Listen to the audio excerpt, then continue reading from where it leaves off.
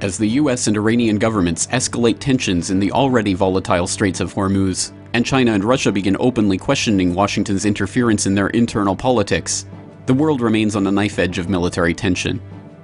Far from being a dispassionate observer of these developments, however, the media has in fact been central to increasing those tensions and preparing the public to expect a military confrontation. This is the GRTV Backgrounder for Global Research TV. As the drums of war begin to beat once again in Iran, Syria, the South China Sea, and other potential hotspots and flashpoints around the globe, concerned citizens are asking how a world so sick of bloodshed and a population so tired of conflict could be led to this spot once again. To understand this seeming paradox, we must first understand the centuries-long history of how media has been used to whip the nation into wartime frenzy, dehumanize the supposed enemies, and even to manipulate the public into believing in causes for war that, decades later, were admitted to be completely fictitious. The term yellow journalism was coined to describe the type of sensationalistic, scandal-driven, and often erroneous style of reporting popularized by newspapers like William Randolph Hearst's New York Journal. In one of the most egregious examples of this phenomenon, Hearst's papers widely trumpeted the sinking of the USS Maine as the work of the Spanish.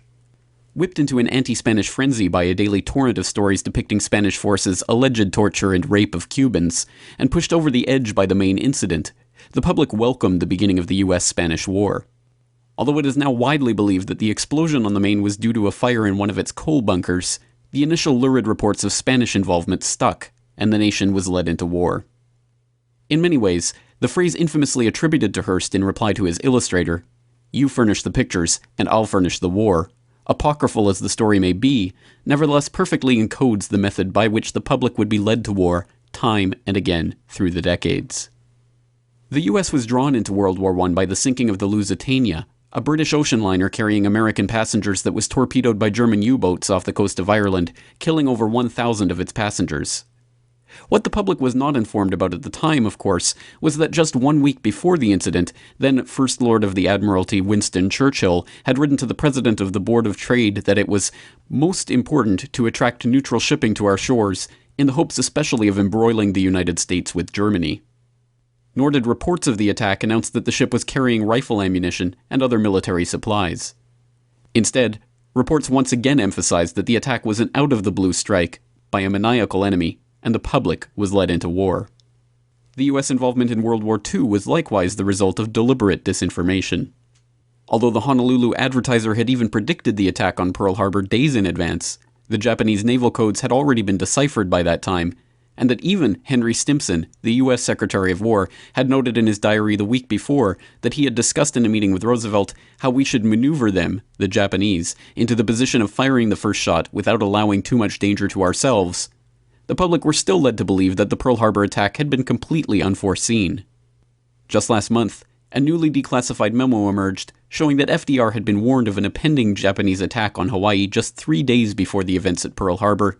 Yet the history books still portray Pearl Harbor as an example of a surprise attack.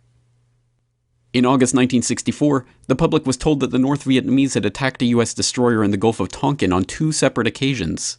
The attacks were portrayed as a clear example of communist aggression, and a resolution was soon passed in Congress authorizing President Johnson to begin deploying US forces in Vietnam.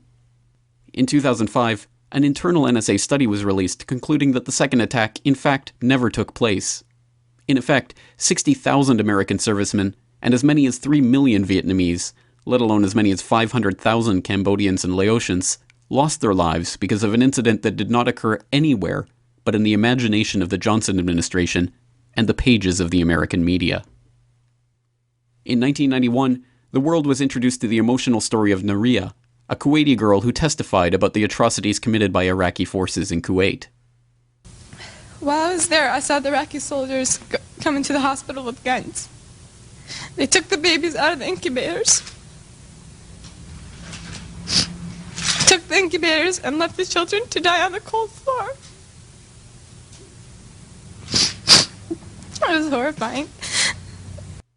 What the world was never told was that the incident had in fact been the work of a public relations firm, Hill and Knowlton, and the girl had actually been the daughter of the Kuwaiti ambassador. The public was whipped into a frenzy of hatred for the Hussein regime, not for the documented atrocities that it had actually committed on segments of its own population, with weapons supplied to them by the United States itself, but on the basis of an imaginary story told to the public via their televisions, orchestrated by a PR firm. In the lead up to the war on Iraq, the American media infamously took the lead in framing the debate about the Iraqi government's weapons of mass destruction not as a question of whether or not they even existed, but as a question of where they had been hidden and what should be done to disarm them. The New York Times led the way with Judith Miller's now infamous reporting on the Iraqi WMD story, now known to have been based on false information from untrustworthy sources, but the rest of the media fell into line, with the NBC Nightly News asking what precise threat Iraq and its weapons of mass destruction posed to America, and Time debating whether Hussein was making a good faith effort to disarm Iraq's weapons of mass destruction. Reports about chemical weapons stashes were reported on before they were confirmed, although headlines boldly asserted their existence as indisputable fact. We now know that the stockpiles did not exist, and the administration premeditatedly lied the country into yet another war. But the most intense opposition the Bush administration ever received over this documented war crime was some polite correction on the Sunday political talk show circuit. Well, let me just ask you this. If they did not have these weapons of mass destruction, though, granted, all of that is true, why then did they pose an immediate threat to us, to this country? You and a few other critics are the only people I've heard use the phrase immediate threat. I didn't. The president didn't. And it's become kind of folklore that that's what's happened. The president went... You're saying that nobody in the administration said that? I can't speak for nobody and everybody in the administration and say nobody said that. Vice President didn't say that? If you have any citations, I'd like to see them. We have one here. It says, some have argued that this is you speaking, some have argued that the nuclear threat from Iraq is not imminent, that Saddam is at least 5 to 7 years away from having nuclear weapons. I would not be so certain. Close to imminent. Well, I've tried to be precise and I've tried to be accurate. No terrorist state poses a greater or more immediate threat to the security of our people and the stability of the world than the regime of Saddam Hussein in Iraq. My view of the situation was that he had, we believe, the best intelligence that we had and other countries had. Remarkably, the public at large has seemingly learned nothing at all from all of these documented historical manipulations. If anything, the media has become even bolder in its attempts to manipulate the public's perceptions, perhaps emboldened by the fact that so few in the audience seem willing to question the picture that is being painted for them on the evening news.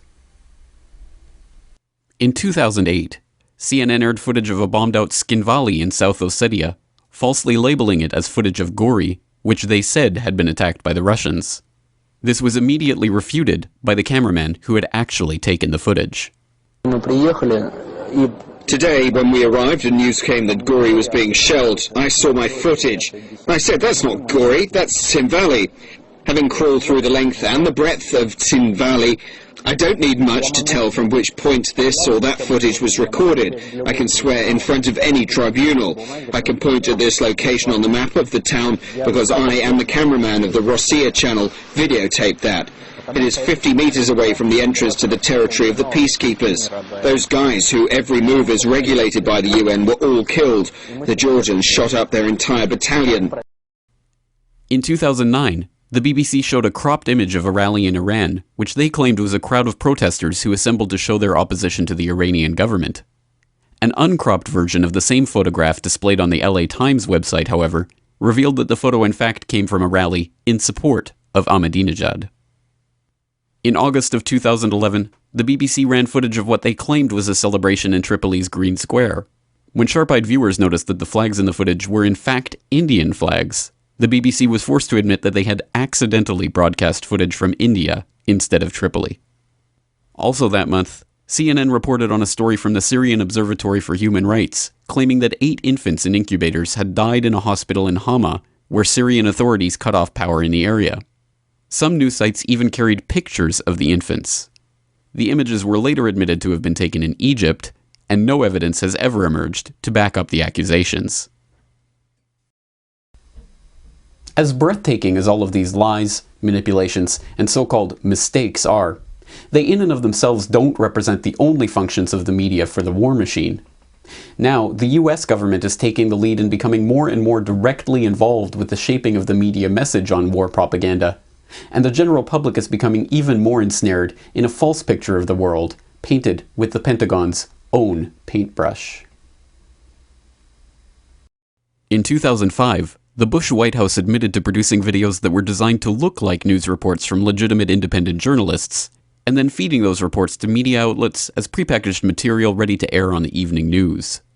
When the Government Accountability Office ruled that these fake news reports in fact constituted illegal covert propaganda, the White House simply issued a memo declaring the practice to be legal. In April 2008, the New York Times revealed a secret U.S. Department of Defense program that was launched in 2002 and involved using retired military officers to implant Pentagon talking points in the media. The officers were presented as independent analysts on talk shows and news programs, although they had been specially briefed before their appearances by the Pentagon.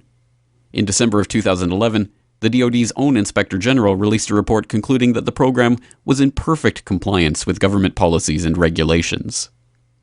Earlier this year, it was revealed that the US government had contracted with H.B. Gary Federal to develop software that created fake social media accounts in order to steer public opinion and promote propaganda on popular websites. The federal contract for the software sourced back to the MacDill Air Force Base in Florida. As the vehicle through which information from the outside world is captured, sorted, edited, and transmitted into our homes, the mass media has the huge responsibility of shaping and informing our understanding of events to which we don't have first-hand access. This is an awesome responsibility in even the most ideal conditions, with diligent reporters guided by trustworthy editors doing their level best to report the most important news in the most straightforward way. But in a media landscape where a handful of companies own virtually all of the print, radio, and television media in each nation, the only recourse the public has is to turn away from the mainstream media altogether. And that is precisely what is happening. As study after study and report after report has shown, the death of the old media has accelerated in recent years, with more and more people abandoning newspapers and now even television as their main source of news. Instead, the public is increasingly turning toward online sources for their news and information, something that is necessarily worrying for the war machine itself, a system that can only truly flourish when the propaganda arm is held under monopolistic control.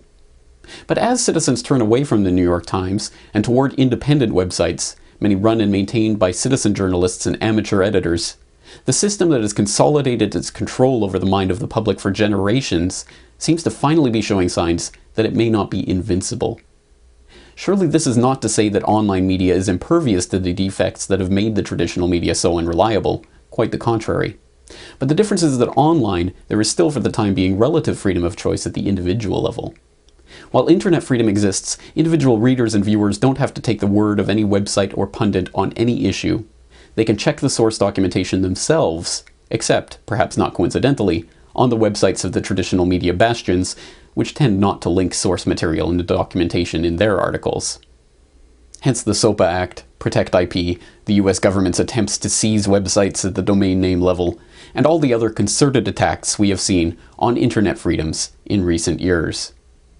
Because ultimately, an informed and engaged public is far less likely to go along with wars waged for power and profit. And as the public becomes better informed about the very issues that the media has tried to lie to them about for so long, they realize that the answer to all of the mainstream media's war cheerleading and blatant manipulation is perhaps simpler than we ever suspected.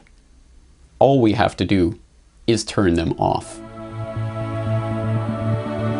For more on this story and other breaking news and current events, please go to globalresearch.ca. For more research and analysis by James Corbett, please go to corbettreport.com.